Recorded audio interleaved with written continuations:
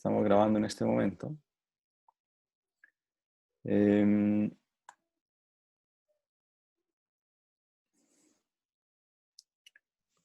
Buenos días, profe. Buenos días. Y hoy vamos a hablar, que se me perdió el PowerPoint.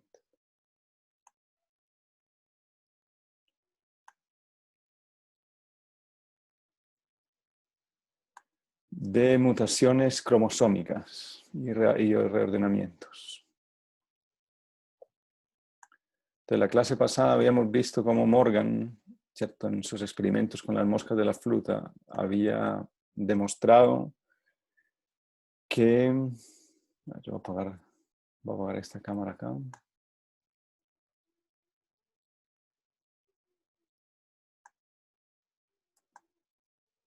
Voy a poner los participantes a un lado para conectar.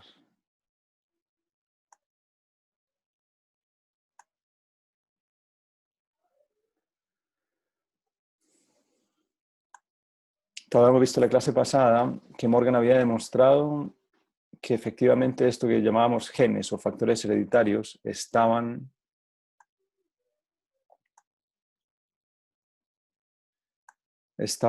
en los cromosomas, ¿ya?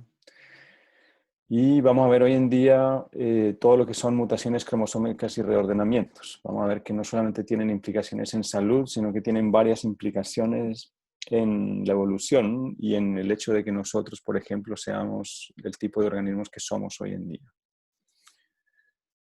Entonces vamos a hablar un poquitico primero de técnicas citológicas para estudiar cromosomas. Vamos a hablar después de poliploidías, que es duplicaciones o cambios en el conjunto entero de cromosomas. Vamos a hablar de aneuploidías, que es cambios o pérdidas de un cromosoma a la vez. Y luego vamos a hablar de rearreglos estructurales cromosómicos. Vamos a empezar por técnicas citológicas. Estas técnicas citológicas son generalmente,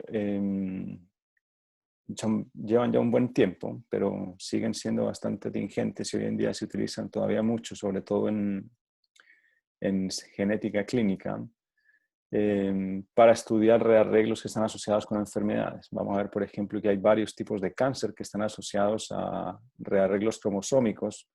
Y una forma de confirmar o tener el diagnóstico de que efectivamente es un rearreglo cromosómico es a través de estas técnicas. Esta figura que ven aquí ya tiene al menos dos tipos de tinciones. Ambas son con una técnica que se llama FISH, que es fluorescencia, hibridización de sondas in situ por fluorescencia, FISH. FISH in situ... se me olvidó cómo se llama, algo, hybridization. Y sirven para teñir ya sea cromosomas enteros, como ven acá en el caso de la figura B. Aquí tienen el cromosoma 1 entero y el otro pedazo de cromosoma 1 entero teñido de verde. Aquí abajo tienen el 1 de verde y el 9 teñido de rojo. Entonces uno puede teñir cromosomas enteros con esta técnica. O genes específicos, ¿ya? Aquí tenemos dos genes que están asociados al cáncer, ¿ya? Y generalmente cuando hay una fusión de estos genes está asociado a un tipo determinado de cáncer. Entonces ustedes ven aquí, por ejemplo, en esta figura, que el gen BCR está teñido de verde y el ABL está teñido de rojo. Por aquí se ve el verde en el 22.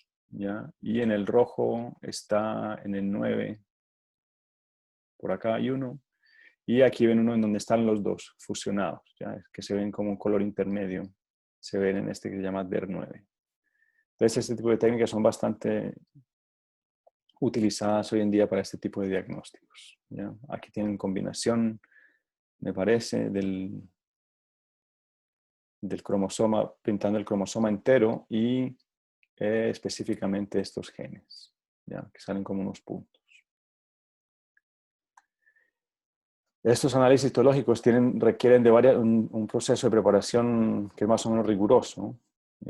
Generalmente en humanos se hacen tomando células de sangre, ¿ya? Donde se filtra se remueven los glóbulos blancos y se cultivan esos glóbulos blancos, se estimulan con ciertas sustancias para que se dividan, ¿ya?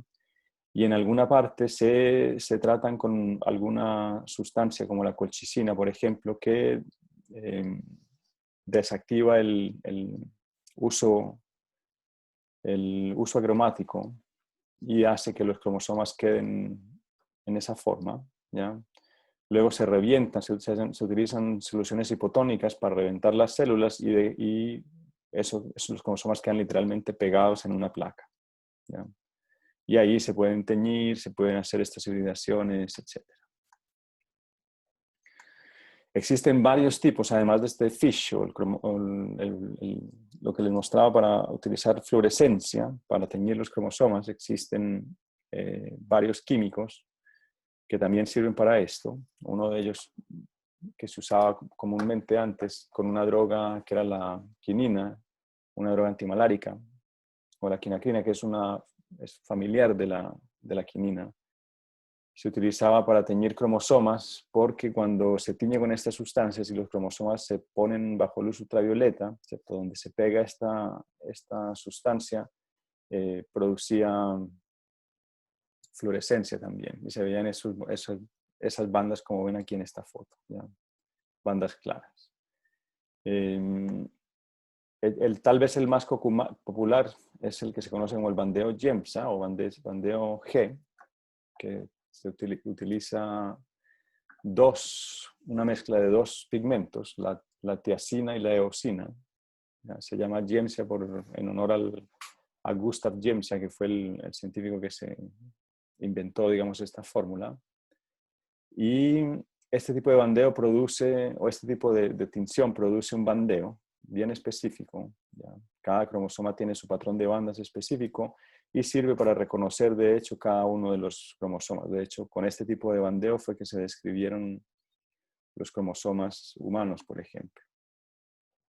Y hay otro tipo de tinciones más recientes, ya más modernas, como es este que les mostraba. Este se llama chromosome painting, en donde hay sondas específicas fluorescentes de distintos colores para cada uno de los cromosomas, ¿ya?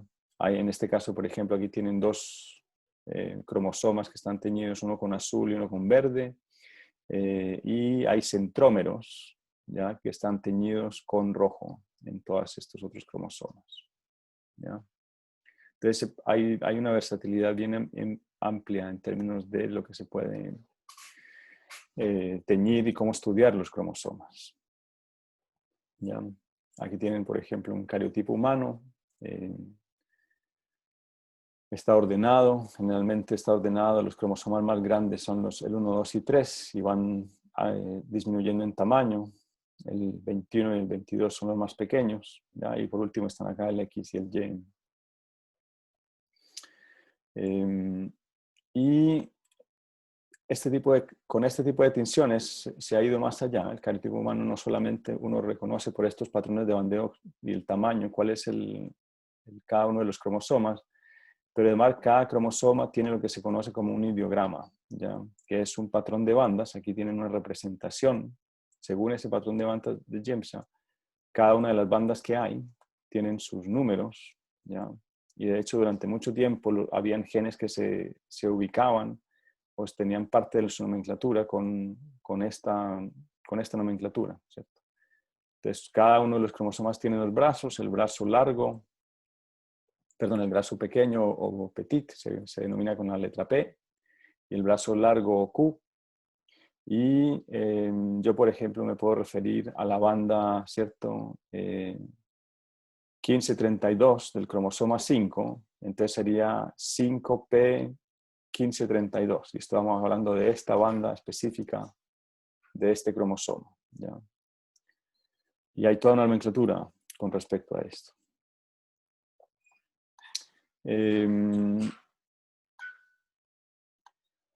Ahora vamos a hablar un poquitico de lo que son las variaciones citológicas que se han estudiado a partir de estas tinciones, ¿ya? Vamos a ver que hay cambios en la ploidía. Generalmente, muchos de los ritmos que vamos a estudiar nosotros son euploides. y tienen un set completo de cromosomas, ¿ya? Es decir, pueden ser diploides si tienen 2 sets completos, triploides si tienen 3 sets completos, tetraploides si tienen 4 y así. Organismos aneuploides tienen cromosomas particulares o partes de estos que están sobre o subrepresentados. Los vamos a ver. Quiere decir que les falta un... Si son diploides, les puede faltar un cromosoma específico. Eso implica un desbalance genético. ¿Ya? La poliploidía no. ¿Cierto? Un organismo que sea triploide normalmente no va a tener un desbalance, pero un organismo que sea aneuploide para un cromosoma sí va a tener un desbalance. Acuérdense que la clase pasada habíamos dicho que un ejemplo de eso es en los cromosomas X y Y en humanos, en donde para evitar ese desbalance hay uno de los 2 cromosomas X que se inactiva en las mujeres, ¿cierto?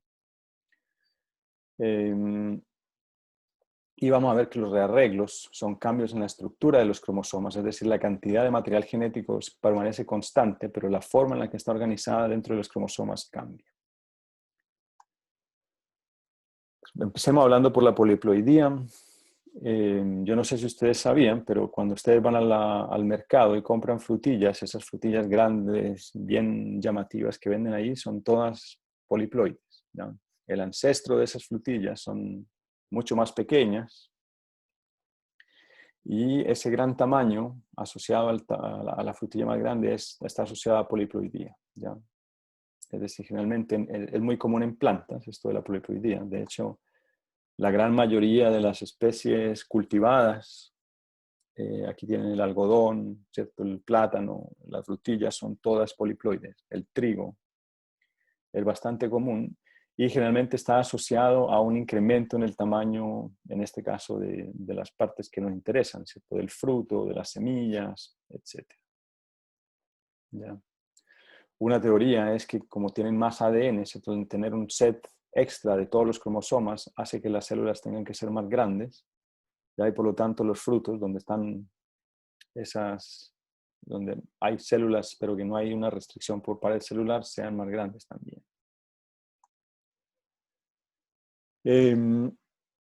Los poliploides hay veces que son estériles y hay veces que no.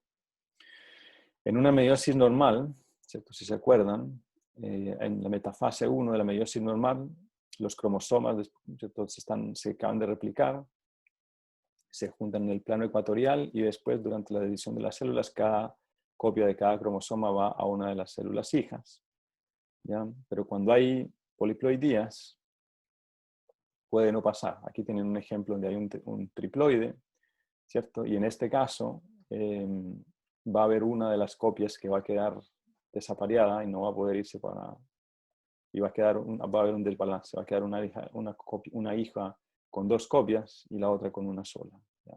O puede que todas se vayan para una de las 2 células, ¿ya? Entonces, en este caso tendríamos el hijo de esto, ¿cierto? Sería un diploide, esta célula sería diploide y esta sería haploide, mientras que esta sería triploide acá, ¿ya? Entonces, generalmente, poliploides pueden ser estériles. Sin embargo, hay mecanismos para evitar eso, para compensar eso. Y se cree que es lo que ha pasado en muchas plantas. Aquí tiene un ejemplo hipotético de 2 plantas, cada una haploide, ¿cierto? Y representamos el mismo cromosoma con letras distintas para indicar que vienen de especies distintas, donde cuando hay meiosis, ¿cierto? Cada uno produce sus gametos y si eventualmente se hibridizan, ¿ya? Los híbridos van a ser estériles porque hay meiosis que es muy irregular, ¿cierto? Una forma de compensar esto en estos híbridos es que hay una duplicación de todos los cromosomas, en este caso, es decir, el hijo se vuelve tetraploide, ¿ya? Y ahí ya no hay problema en la meiosis, ¿ya? Eso se cree que ha pasado mucho en plantas. Por ejemplo, se cree que es el origen del trigo. Todo el trigo y de la harina que comemos nosotros es probablemente el origen de 2 ancestros que eran distintos, cada uno con 2 cromosomas, en los cuales ocurrió el proceso que les acabo de describir, y ese híbrido duplicó el número de cromosomas a 14, y además ese híbrido se cruzó con otro ancestro que tenía 7 cromosomas y eventualmente quedamos con un hexaploide con 21 cromosomas, ¿ya?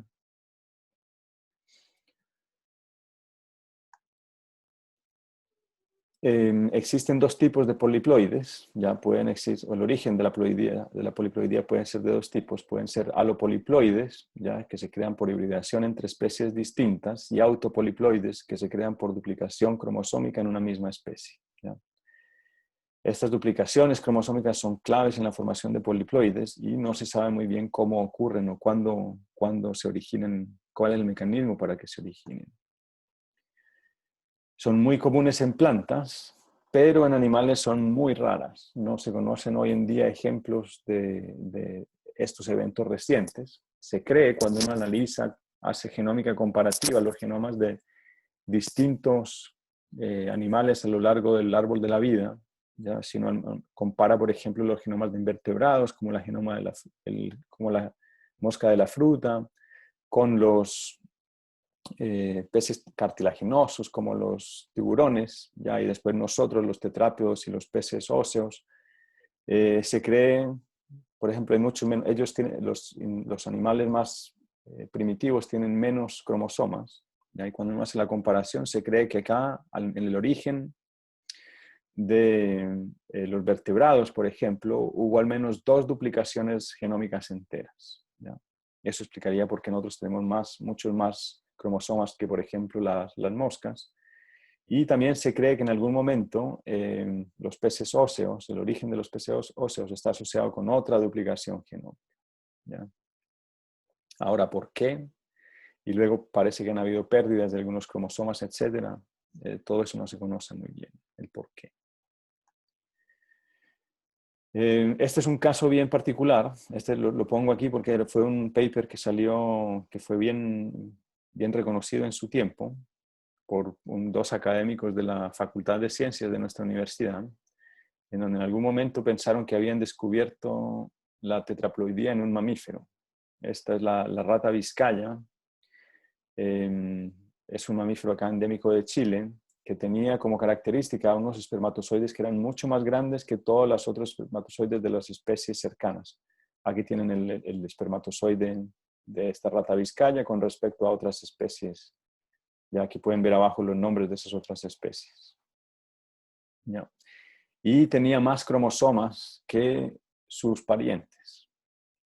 De hecho, aquí tienen... no tengo aquí eso. Tenía más cromosomas que sus parientes, ¿ya? Y por lo tanto ellos habían dicho que era un caso inusual de una tetraploidía en un mamífero, ¿ya?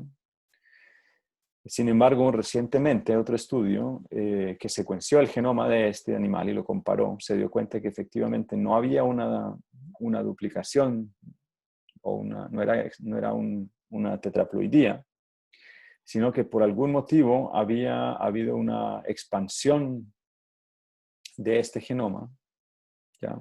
Muy rápida, y al analizarlo detenidamente se dieron cuenta que habían ocurrido muchos elementos repetitivos, transposones, que vamos a ver luego en clase qué son, ¿ya? Probablemente son elementos que vienen de virus, y el hecho de haber tenido esos elementos hace que el genoma sea muchísimo más grande, ¿ya? El caso es que hoy en día se sabe que no fue una duplicación del genoma entero o una poliploidía. Existen poliploidía dentro de ciertos tejidos específicos, se conoce como polipemia, y está asociado a un proceso que se conoce como endomitosis. Es decir, que hay mitosis, replicación del material genético sin división celular. Y esto produce tejidos poliploides, ya no individuos poliploides, sino tejidos poliploides. Si los cromosomas hermanos en esos tejidos no se separan, los cromosomas resultantes se denominan politémicos, ¿ya? Y pueden resultar eventualmente en cromosomas que son gigantes, ¿ya? Un caso bien particular, que no se conoce muy bien por qué, es el caso de los cromosomas politémicos en Drosophila, la mosca de la fruta. Son cromosomas que se producen por 9 rondas de replicación endomitótica. Ya no hay no hay división de la célula como tal, solamente el material genético, terminando con 500 copias de cada gen, ¿ya? Y son súper curiosos porque solo se producen en las células de las glándulas salivales de las larvas de estas moscas, ¿ya? ¿Por qué ocurre? No se sabe, pero el punto es que al hacer esto producen unos cromosomas que son gigantes, como se ven aquí en la foto. De hecho, son casi visibles al ojo del nudo, ¿ya? Y se pueden ver con un microscopio de luz y por lo tanto son súper interesantes para estudiar rearreglos cromosómicos y se han utilizado muchísimo en la drosófila para estudiar rearreglos cromosómicos, ¿ya? Porque se pueden, como ven aquí, se pueden hacer dibujos súper detallados de todos los patrones de bandas que tienen, todos los segmentos, y se anotan súper bien, ¿ya? Hay mapas de cromosomas politémicos, ¿ya?, de este tipo.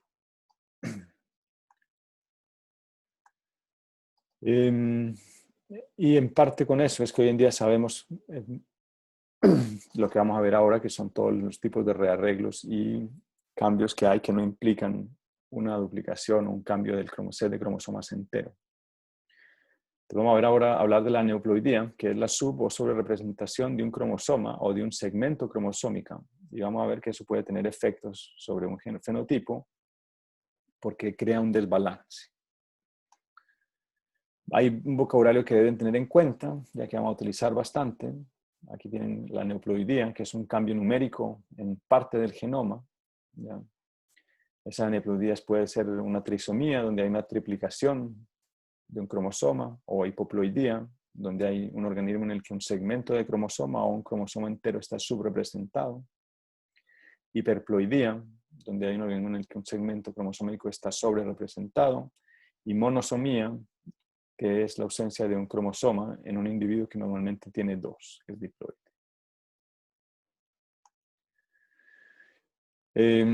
Esta lo pongo porque es un caso bien interesante, que es el cardillo, pero no me acuerdo, en Chile no me acuerdo cómo le llaman. Es una planta que produce este tipo de semillas y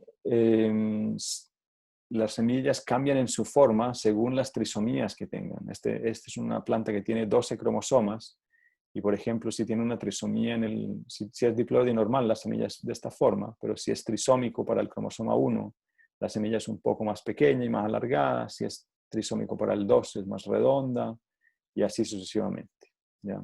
Pues cada una de estas trisomías causa un efecto en el fenotipo que se puede ver bien, sin embargo la planta sigue funcionando sin más o menos ningún problema.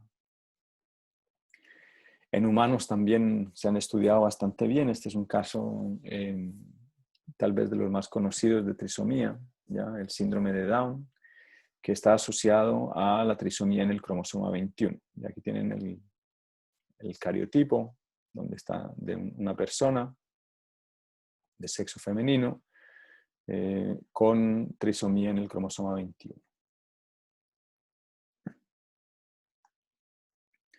Ya, cuando hablamos de esto, ¿cierto? Como en la jerga genética, diríamos que es una persona con cariotipo 47XX más 21, porque tiene un 21 extra. Ese tipo de trisomías generalmente se atribuyen o están asociados mucho a la ovogénesis en mamíferos.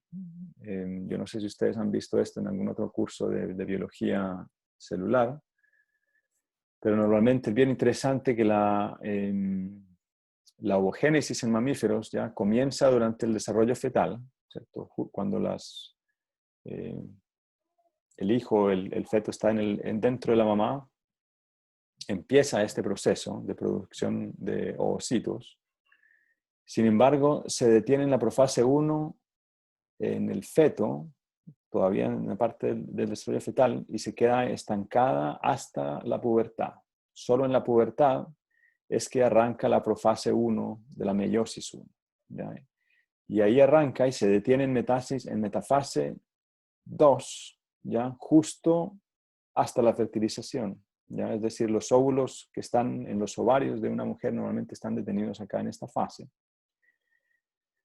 Y solamente este proceso arranca cuando va a empezar la fertilización, ¿ya? Y en ese proceso hay la división, yo no sé si ustedes con seguridad lo vieron, hay división en los cuerpos polares, ¿cierto? Y eventualmente hay 3 cuerpos polares, y solamente hay uno de los 3 gametos que va a ser el huevo como tal y que puede ser fecundado y producir un hijo, ¿ya? Está asociado a que mientras más tardía sea la fecundación, ¿cierto? Es más probable que ocurran desarreglos o irregularidades en esta meiosis 2, ¿cierto? Es por eso que está asociado a el desarrollo de estos síndromes o hijos con síndromes, con trisomías, etcétera, a edades maduras de tener hijos en mujeres. Esa disyunción, no disyunción cromosómica, ¿cierto? Puede ocurrir en la primera división meiótica. En ese caso, por ejemplo, ambas copias van a ir a un huevo y el otro va a quedar sin ese cromosoma en particular. Ya la segunda división, en este caso, si la segunda división meiótica es normal, vamos a tener gametos que son diploides, 2, ¿ya? Y aquí sería estos 2 que serían nulos, que les faltaría 1. O si ocurre en la segunda división meiótica, ¿cierto? Hay uno de esos que va a ser diploide, van a haber 2 que son normales, probabilidad de tener normales, y uno que sería nulo, ¿ya? En este caso depende de si es una persona normal o no, si el cuerpo polar, ¿cierto? Si uno de estos llega a ser el óvulo y estos los cuerpos polares, no pasa nada. Bueno.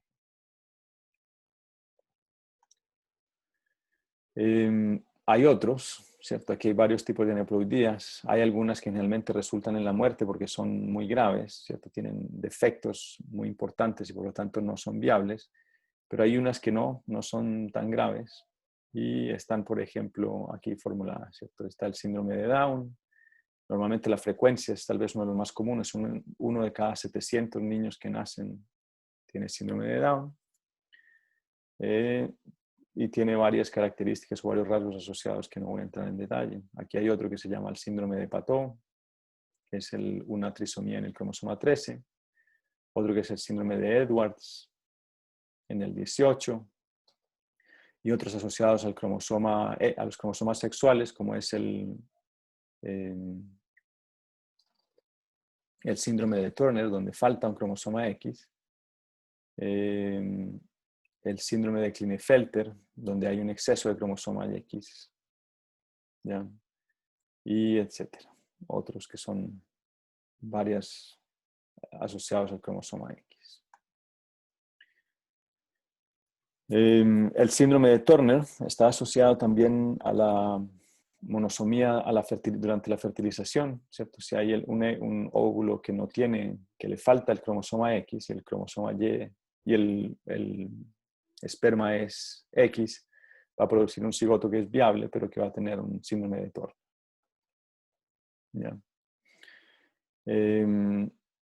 También pueden ocurrir cosas un poco más extrañas, que es huevos normales que se forman y durante la formación del cigoto hay lo que se llama una disparidad durante la división mitótica que cree algunas células que son 45X y otras que son normales, ¿ya? Eso se llama como un mosaicismo somático, es muy extraño, pero ocurre. Y se conoce así, por ejemplo, como el síndrome de Turner o mosaicismo somático en humanos y ginandromorfismos en Drosófila. Ya, en Drosófila es un caso bien particular porque ese tipo de mosaicismos, acuérdense que el sexo en Drosófila está determinado por el porcentaje de X con respecto al número de autosomas. Y entonces este tipo de ginandromorfismos hacen que en Drosófila cuando ocurren, ya eventualmente haya una diferencia en donde la mitad de la mosca, ¿cierto? Tienes bisimetría bilateral, la mitad de la mosca sea de un sexo y la otra mitad de la mosca sea del otro sexo. Obviamente son organismos estériles que no se pueden reproducir, etcétera, pero fenotípicamente se ven, ¿cierto? Acuérdense que, por ejemplo, aquí está una mosca que tiene un ojo blanco y uno rojo, el color del ojo está asociado al cromosoma X, ¿ya? Entonces, si esta mosca aquí es heterocigota, va a tener ojo blanco, y si tiene solamente un cromosoma X y tiene esa mutación para el ojo blanco, vas a tener el ojo blanco acá en esta otra mitad. ¿Ya?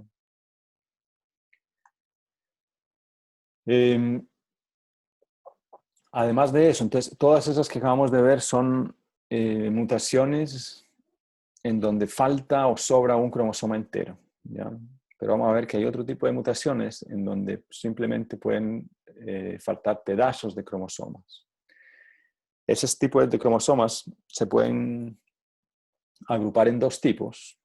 Un tipo que se llama intracromosómicas, ¿ya? Que involucra solamente un cromosoma, y otras que son intercromosómicas porque involucran el cambio entre cromosomas, ¿ya? Entonces vamos a ver, intracromosómicas existen de lesiones, duplicaciones, inversiones y translocaciones, y intercromosómicas involucran translocaciones y un caso particular que se llama las translocaciones robertsonianas. Entonces, hay supresiones y duplicaciones de segmentos cromosómicos. Una de lesión o deficiencia es un segmento de cromosoma que simplemente se pierde, y una duplicación es un segmento del cromosoma extra, que sobra, se duplica. Aquí tiene un esquema en donde tenemos una de lesión. Ya, si tenemos aquí un esquema de un cromosoma, lo partimos en segmentos. Ya, si por algún motivo el segmento D se pierde, ya vamos a hablar que hay una lesión de ese segmento. ¿Ya? Generalmente ese tipo de lesiones están asociadas a sitios ricos en repeticiones y sobre todo asociados a nucleótidos SG. Luego vamos a ver que también están asociados a unos elementos muy curiosos del genoma que se llaman los transposones, ¿ya? Pero lo veremos más tarde en otra clase. Eso se puede ver citológicamente, ya cuando hay uno mira la citología o en cromosomas politénicos, cuando hay una lesión. Durante el apareamiento en la meiosis se ven estas figuras donde hay unos loops, ¿ya? Todo este loop que se ve acá es un pedazo del cromosoma que no tiene con quién aparearse, ¿ya? Y entonces así se caracterizan este tipo de problemas, ¿ya? Aquí tienen los pares homólogos que se aparean bien, y aquí tiene que hacer esta forma para poder compensar durante ese apareamiento en la meiosis. Aquí tienen un síndrome que se conoce bastante bien en humanos, está asociado a una pérdida del brazo 5P en el cromosoma 5, el brazo P en el cromosoma 5, ¿ya? Se conoce como el síndrome de Cri-du-Chat porque uno de los resultados es que la forma en que los bebés que tienen este síndrome lloran parece al maullido de un gato. Y así se describió al principio cuando lo describieron diagnósticamente y clínicamente. Entonces aquí tiene el cariotipo, también es cariotipo femenino, y está, aquí se ve con una tinción que le falta al cromosoma 5, le falta un pedazo, esta parte del brazo P, el brazo corto. También pueden haber duplicaciones, ya ocurre cuando un segmento se encuentra repetido. Aquí, por ejemplo, tenemos un cromosoma que tiene los fragmentos A, B, C, D, E, F hasta H, y si el fragmento BC se duplica, esto vamos a tenerlo acá. También se puede ver citológicamente. Además, esa duplicación puede ocurrir en tándem, ya si se conserva el orden, en este caso, por ejemplo, A, B, C, y la duplicación queda en el mismo orden, B, C, o puede ser en reverse en tándem, si queda al revés. ¿Ya? Miren que aquí el orden queda al revés. O puede ser terminal en tándem si involucra uno de los pedazos terminales del cromosoma. Ya en este caso el fragmento que se replica es el AB y no el BC. Se dice terminal. ¿Ya? Todo esto es jerga o vocablo de citogenética, perdón. Aquí tienen cromosomas politénicos, en donde se puede estudiar súper bien este tipo de lesiones y duplicaciones porque son visibles con un microscopio. Ya aquí tienen un cromosoma normal y aquí tienen partes donde hay este tipo de rearreglos. ¿Ya? Miren que aquí, por ejemplo, hay un enrollamiento donde hay una pérdida de un segmento, etc. hay mutaciones fenotípicas que están asociadas a esas pérdidas o duplicaciones en genética, en Drosophila. Yo creo que a ustedes les ha tocado en el práctico trabajar con esta mutación, que es el tipo VAR, y se llama VAR porque el ojo parece como una barrita, no es un ojo redondo, sino que es como una barra, y este tipo de mutaciones, o esta mutación está asociada a una duplicación en uno de los cromosomas, ¿ya? Y aquí está en el cromosoma politénico la descripción de esa duplicación de ese segmento, ¿ya? Cómo se ve.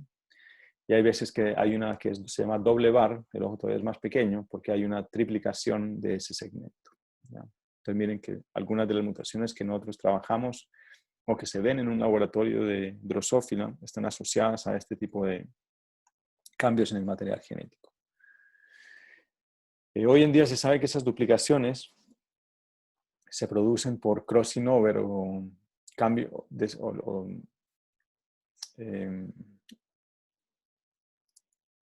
crossing over desigual durante la meiosis.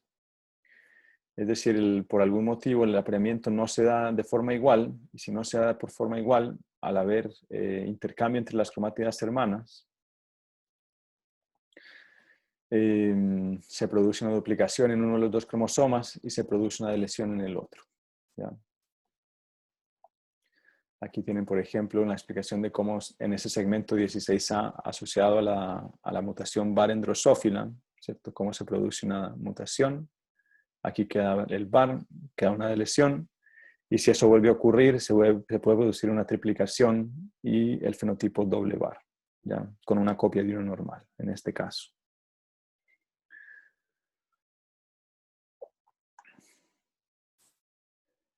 Entonces, eso implica, lo que acabamos de ver, son pérdidas o ganancia de un pedazo de cromosoma. También puede haber arreglos estructurales en donde hay un reordenamiento interno, ¿ya? Pero en términos netos no hay pérdida o ganancia de material genético. Una de ellas se conoce como inversiones. Las inversiones pueden ser pericéntricas o paracéntricas si incluyen o no el centrómero.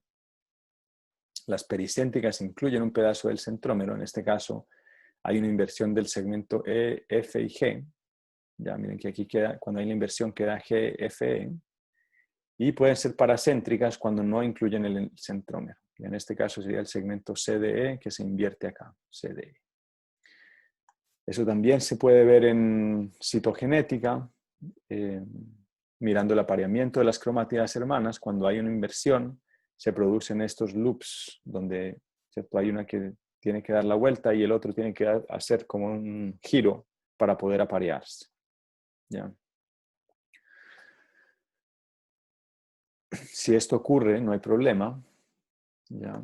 Pero pueden ocurrir que ese tipo de inversiones paracéntricas haya crossing over en estos segmentos, y al haber crossing over en estos segmentos se formen cromosomas anormales, ¿ya? Aquí tienen un caso en donde hay una inversión, ahí tiene que haber esta estructura durante la meiosis, hay un evento de entrecruzamiento en las cromátidas hermanas, y al haberlo va a quedar un cromosoma, ¿cierto?, gigante de estos dos pedazos unidos, un cromosoma sin centrómero, y finalmente va a haber una pérdida, ¿cierto? Si hay un quiebre acá, entonces voy a quedar con un cromosoma que tiene un pedazo más, un cromosoma que tiene un pedazo menos, y se va a perder un pedazo, ¿ya?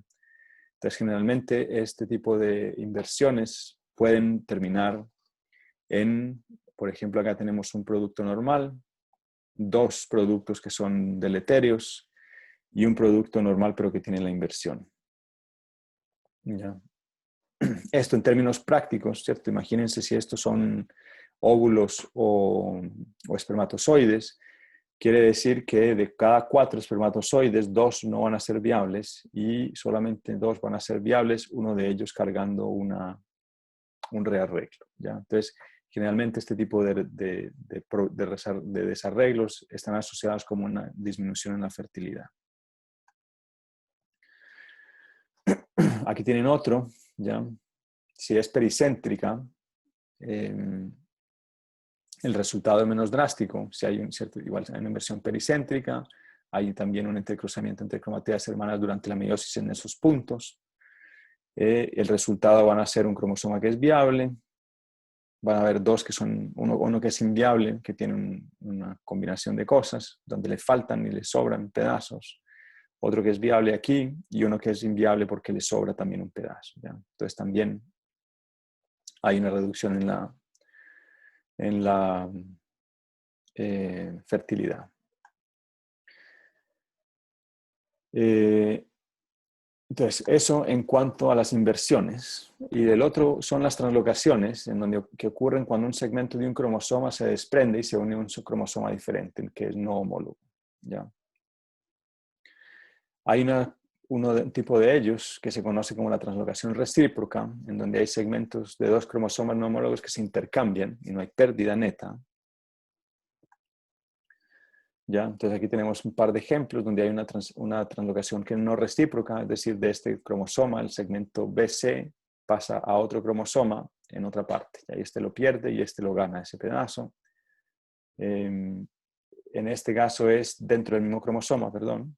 Aquí puede haber una translocación no recíproca entre cromosomas distintos. Entonces aquí tenemos dos cromosomas. Este fragmento BC de este cromosoma pasa al otro cromosoma, ¿ya? Que es distinto. Y puede ser una intercromosómica recíproca, en donde simplemente esta parte AB pasa a este cromosoma y esta parte que tiene MNO se pega a este cromosoma y quedan ambos cromosomas intercambiando ese pedazo de material genético. Hay anormalidades genéticas asociadas a ese tipo de translocaciones. Hay una muy común, que era el primer ejemplo que les mostré en citogenética. Se conoce como la unión de los cromosomas, de los genes BCR y CABL. Luego vamos a ver por qué, cuando hablemos de regulación de genes, vamos a ver por qué este cromosoma en particular causa cáncer. Pero básicamente hay en los cromosomas normales, en el 9, tenemos este gen que se llama el CABL, y en el 22 tenemos otro gen que se llama el BCR, ¿ya? Normalmente cuando hay una translocación recíproca, hay un quiebre cromosómico a este punto y hay un quiebre cromosómico acá, y quedamos como un cromosoma 22, que es muy pequeño, pero que tiene ambos genes, el BCR y el CABL, y un cromosoma 9 que tiene el pedazo del cromosoma 22, ¿ya? Eso tiene como consecuencias que hay uno de estos genes, yo no me acuerdo exactamente cuál era, pero hay uno de estos genes que es un factor de transcripción, es decir, un gen encargado de prender o apagar otros genes, y que en esta condición queda prendido. Es decir, como tener un auto sin frenos, va y va y va y va, y está asociado a la proliferación descontrolada de células granulocíticas. Aquí tienen un chromosome painting, o una pincelada de cromosomas. Cada uno de los cromosomas está pintado con colores distintos, ¿ya? Y aquí tienen el otro asociado al cromosoma Filadelfia, aquí está el 22 y el 9. Y miren que aquí el 9 tiene un pedazo del 22 y además en este caso tiene un pedazo del cromosoma 8 también. Ya el 9 tiene un pedazo del cromosoma 8 y un pedazo del cromosoma 22. Aquí tienen la nomenclatura ya de ese tipo de desarreglos. Cuando hay ese tipo de translocaciones recíprocas, hay problemas durante el emparejamiento en la meiosis. ¿Ya? Se puede también ver con citogenética durante la meiosis unas figuras como en forma de estrella, y que también tienen problemas en la segregación de gametos. ¿Ya? No voy a entrar en detalles, ahí lo tienen en el libro si lo quieren leer, pero simplemente puede tener problemas durante la segregación meiótica y por lo tanto también va a tener problemas en términos de la fertilidad de las personas que cargan estas translocaciones. Por último, hay un tipo de cromosomas que se llaman cromosomas compuestos, que se forman mediante la fusión de cromosomas homólogos, ¿ya? Cromátidas hermanas o segmentos de cromosómicos homólogos. Aquí hay un ejemplo que se llama el X adjunto en Drosophila, ¿ya? Que se forma cuando se pegan dos cromosomas X, ¿ya? Y forman simplemente un cromosoma X que es el doble de largo, ¿ya? Y generalmente eso también tiene problemas. Durante la meiosis se forman huevos que tienen las dos o no tienen ninguno. Estos van a morirse, ¿ya? Estos van a ser, que reciben el X del macho, van a ser machos pero normales. Hay unos que van a tener dos X pero el Y y van a ser XXY que son mutantes. Y hay otros que son letales, ¿ya? Y esto simplemente porque se juntan dos cromosomas X, aquí tienen un cromosoma X normal, miren que se juntan, son acrocéntricos, se juntan y forman un cromosoma metacéntrico. Existen otras que se llaman translocaciones robertsonianas, ¿ya? Que se forman por la fusión de dos cromosomas heterólogos en sus centrómeros, ¿ya? Es decir, yo tengo aquí dos cromosomas, en este caso acrocéntricos, se unen por el mismo centrómero, este pedacito, los dos brazos pequeños se pierden y se forma un cromosoma metacéntrico robertsoniano acá. Esos son bien interesantes y se cree que nosotros como humanos somos el producto de una translocación robertsoniana. Si uno mira los cariotipos de los humanos, que tenemos 46 cromosomas con respecto a los otros primates, como el bonobo, el chimpancé y el gorila, todos ellos tienen 48. Y ahí la diferencia parece estar, ¿cierto? Hay un par de cromosomas que son acrocéntricos en chimpancés y en donde nosotros tenemos uno que es metacéntrico, ¿ya? Entonces se cree que en este caso, miren que es una translocación donde hubo una pérdida de material genético, pero el resultado no fue tan negativo y somos nosotros, ¿ya?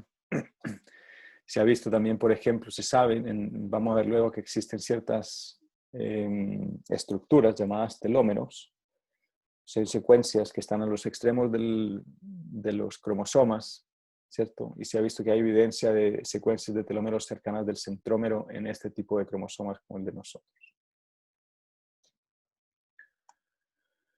Para tener en cuenta, entonces, una inversión es invierte el orden de los genes, la translocación intercambia segmentos entre dos cromosomas no homólogos y los cromosomas compuestos resultan de la fusión de cromosomas homólogos o de la fusión de los brazos de cromosomas homólogos, ¿ya?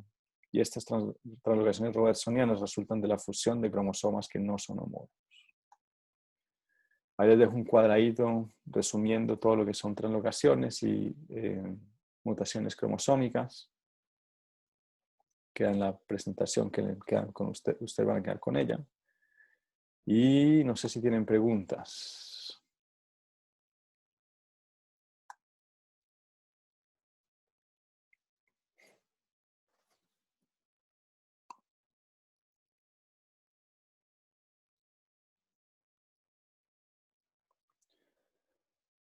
¿Tienen preguntas?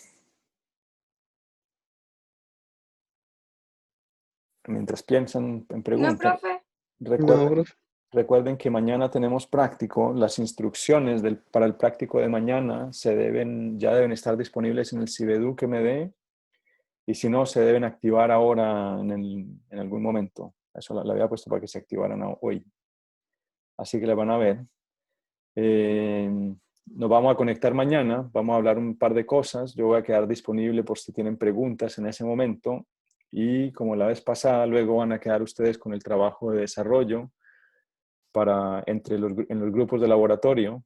No sé si todavía tengo estudiantes inscritos en el curso que no han seleccionado hay grupos, así que si me están escuchando, por favor acuérdense que si no están en grupos, no van a tener calificación en esas pruebas. También les recuerdo, aprovecho para recordarles que van a tener, para el informe del práctico de mañana, van a tener toda la semana para hacerlo, pero hay una fecha límite, ¿ya? Y esa fecha límite quiere decir que el sistema no los va a dejar subir el informe después de que se cumpla, para que lo tengan en cuenta, por favor.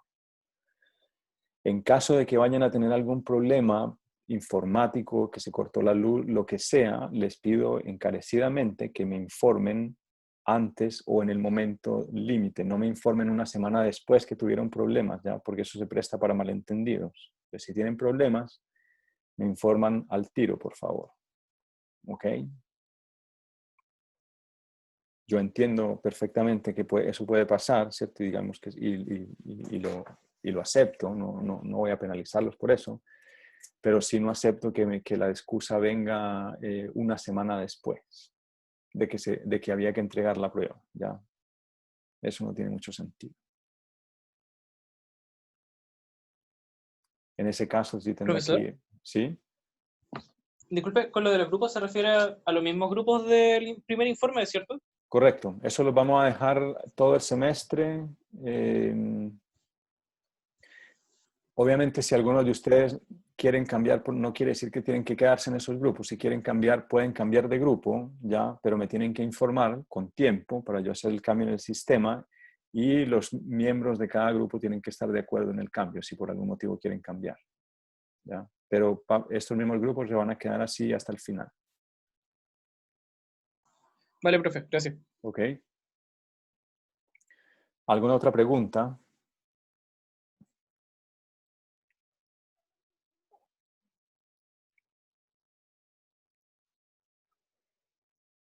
¿No? No, profe. Bueno, voy a aprovechar entonces para comentarles de una vez cómo va a ser la modalidad de la prueba, ya de esta primera unidad, que no me acuerdo exactamente cuándo es, no sé si es la otra semana o la semana que sigue después. Yo creo que la semana que sigue tenemos la última clase de esta unidad y una clase que es un taller, y la semana después tenemos la prueba. ¿Ya? Entonces, la modalidad de la prueba en esta ocasión va a ser también en grupos, ¿ya? Y van a haber dos preguntas, dos grandes preguntas. Una pregunta teórica, en donde voy a hacer yo, de todo lo que hemos hablado, les he dejado temas, ¿cierto?, en donde todavía no se ha resuelto muy bien, no son temas muy interesantes como para desarrollar más. Entonces les voy a poner una serie de preguntas de 12 de temas. Cada grupo va a escoger un tema y va a desarrollar un trabajo de investigación o de revisión bibliográfica sobre el tema con una pauta precisa que les voy a dar. Y esa va a ser una pregunta, ¿ya? En grupos. Y la otra pregunta va a ser un problema también que les voy a pasar con el sistema este que estamos utilizando de simulación de genética, que tienen que desarrollar, y va a ser una pregunta básicamente, o que tienen que desarrollar muy parecido a los informes que estamos haciendo de prácticos, ¿ya? También van a tener una semana para hacerlo, ¿ya? Y esa va a ser la prueba, la primera prueba, para que sepan. ¿Okay? Van a ser en los mismos grupos del práctico de laboratorio. Vuelvo, insisto, si no hay prácticos no se puede entregar en manera individual. La idea con esto es estimular que discutan, que discutan entre ustedes, que aprendan a buscar y a trabajar en grupo de manera coordinada. ¿Ok? Entonces, el día del taller, ahí les voy a dar, vamos a conversar, vamos a definir los temas, porque cada equipo va a tener que escoger un tema. Ese día lo vamos a escoger, así que yo espero que al menos el día del taller haya conectado al menos un representante de cada grupo para que escojan el tema que les va a tocar. Y ahí vamos a asignar los problemas, etcétera, ¿ya? Además de resolver todas las Vale, preguntas que profe. tengan. ¿Ok? Profe, ¿Sí? Eh, disculpe, es que no recuerdo si lo dijo o si está en alguna parte cuándo sería el taller, ¿Cuándo sería la prueba? la primera prueba. Está Sí. en el cronograma, en el CIBEDUC van a ver ahí un documento, está el programa, y además creo que puse un documento que decía cronograma modificado, que era con el cambio este de las fechas que habíamos puesto, ya que la semana de Sí, receso ya pasó, etcétera. Entonces no me acuerdo Ya, exactamente. la perfecto. prueba es el 13 de octubre, por si acaso. La prueba Ya, es el muchas 13 de gracias. octubre, ¿cierto? Entonces Y ese día, sí, y el taller es el 8 de octubre. perfecto. Entonces el 8 vamos a discutir los temas, etcétera. Probablemente ese mismo día, si ustedes están de acuerdo, les entrego el material, ¿ya? El 13 no nos vamos a, ¿cierto? El 13 ya tendrían todo asignado y tendrían del 13 una semana para entregar todo, ¿ya? Y esa sería la prueba.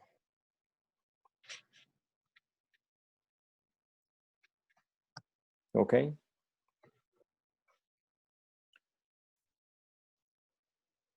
¿Alguna otra pregunta?